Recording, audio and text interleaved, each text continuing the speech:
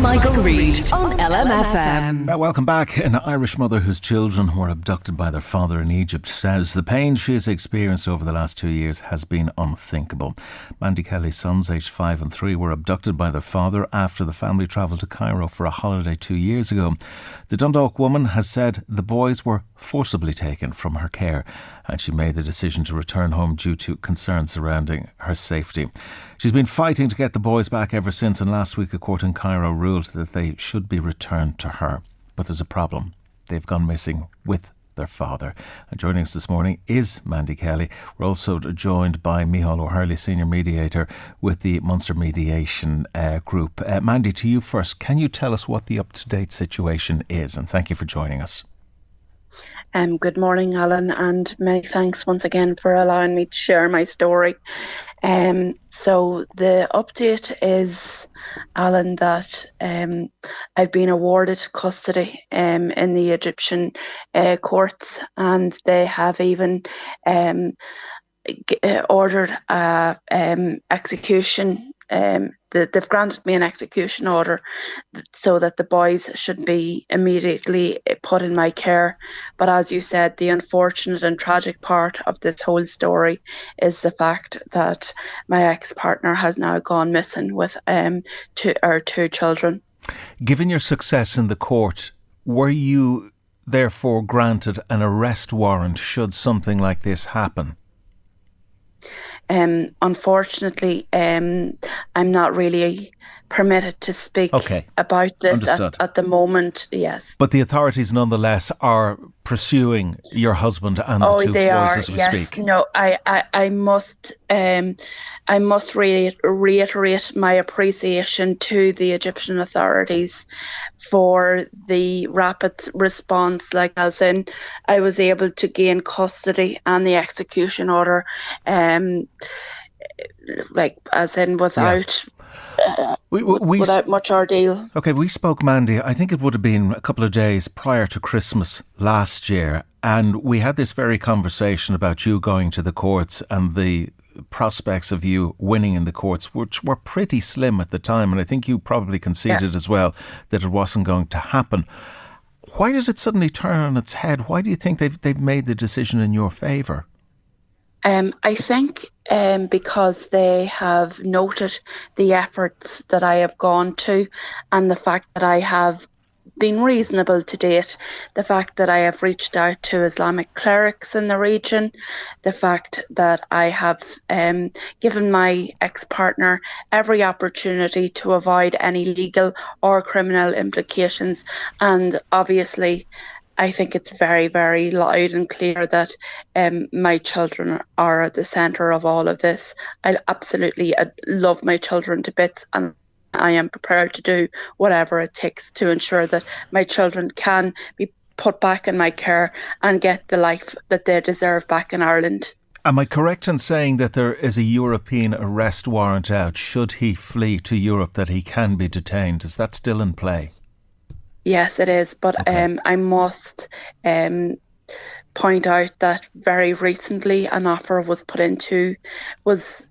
lodged with the Ministry of Justice in Egypt that would permit him, that I was going to drop charges both in Ireland and Europe to give him the opportunity to be able to return to Europe and Ireland to either gain work or to be able to visit our children. It was done on the basis that that I would gain custody of my two children. And he wasn't prepared to go with that particular deal. He ignored. He ignored the deal. Okay, can I bring you in here, Miceal, and just ask you of your role in all this? When did you get involved, and why do you believe we're at a point now where, okay, I know we haven't had the children back, but the strides that have been made legally in Egypt have been phenomenal, particularly from a mother from a different jurisdiction to get custody of her children is practically unheard of.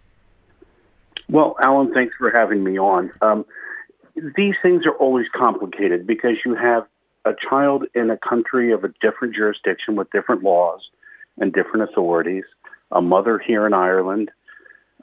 These always require multi-track negotiations, political, diplomatic, legal, and negotiations. So they're all coming together at this point now. I'm glad to say I was in Egypt with Mandy. We won in the court of first instance. The court was generous to her. They were kind to her. I've heard a lot of complaints about Sharia law, but the truth of it is Sharia, or, the way our law is informed by Christian historic values, has been ultimately fair to Mandy. And the order of custody reflects that.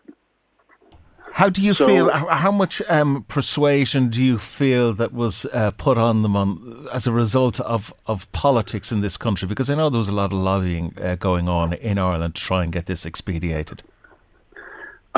Judicially, none. The courts rendered their verdict free of any discrimination against Mandy for being a woman, for being Irish, for being a Christian. The court rendered its verdict based on the facts. And Mandy is a good mother. She's demonstrated that. What the pressure from Ireland has done is helped politically to move this process along. Everybody's aware of it. Last week, Michael Martin made, in my experience, a masterful call to his partner in Egypt. Both of them, the Egyptian foreign minister and our foreign minister, agreed that this should be resolved amicably and quickly. I can only compliment Michael Martin for that call and say that the embassy and the Department of Foreign Affairs, I could sit here and tell you 100 things I would have done differently, but like a football match, you can do 100 things during the match that don't work. But the only thing that matters is what does work in winning the match. Okay. And thanks to the DFA and the Foreign Affairs Minister, we're almost there.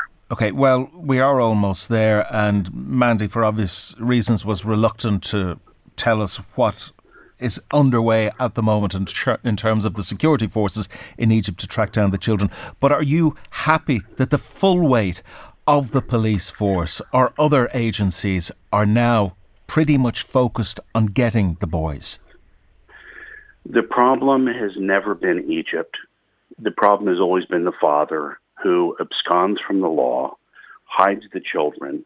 We have no evidence these children have ever been enrolled in school. The Egyptian authorities have no evidence of that either. So he's flying under the radar. He's taken the law into his own hands, and he's held himself above the law. The Egyptians are about as tired of him, I would imagine, as we are. And we will find him. As one high official in the Ministry of Justice told me, there are two options for this man now. One of them is bad, and the other one's very bad.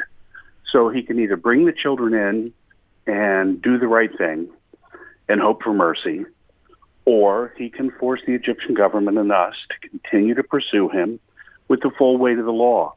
And in Egypt, I have to say that he and his family may well end up in jail. Well, that's what I was going to ask you. What are the possible, order. what are the consequences in terms of sanctions against him or those who have aided him during this process? Well, the same as they would be here in Ireland. If people break the law and are contemptuous of a court's order, they can be jailed. And if their family members assist in that, they can be jailed. And I have to tell you that the Egyptians, who learned millennia ago to lift 32-ton blocks onto the pyramids, are well capable of having a judicial system just as sophisticated, and it is.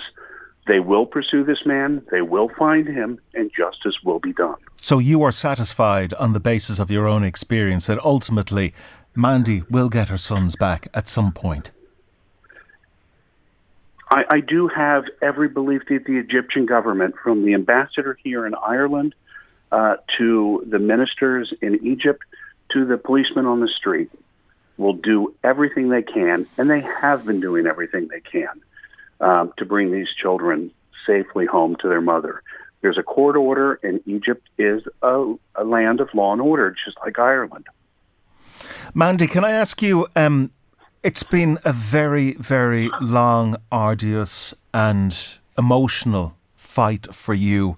Do you get the sense you're coming towards the end of this and it will work out as you had always hoped? I'll just term it like this. I'm cautiously optimistic, and that's what I'm going to say, cautiously optimistic. And you're right, I have been through a horrific time, and as I said, I do hope to tell my story in full someday in the near future. And again, it's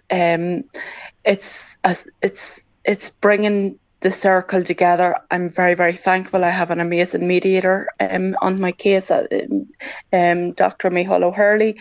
But as in it has to come together. And as I said, the person at the heart of this now is my ex-partner, who obviously isn't putting our two children's best interests at the heart of this. What sort of toll has this taken on you emotionally? To be honest with you, I have good days and I have bad days. I'll just put it like that. But I'm so determined to ensure that my two boys get justice. They need to be with their mum. They haven't heard my voice. They probably haven't seen even my picture, and they haven't seen me in almost it's over 28 months.